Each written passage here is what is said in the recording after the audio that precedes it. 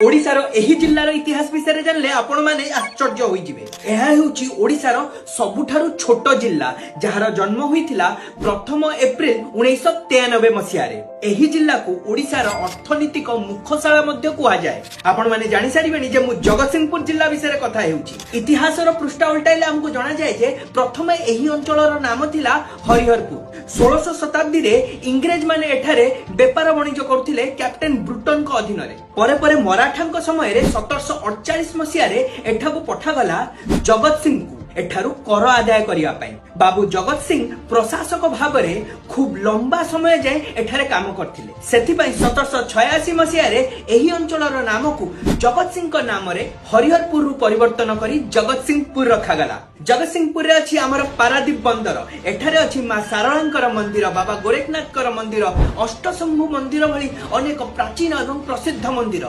आउ केउ केउ मंदिर अछि हम जगतसिंहपुर जिल्ला रे मते कमेंट करी निश्चय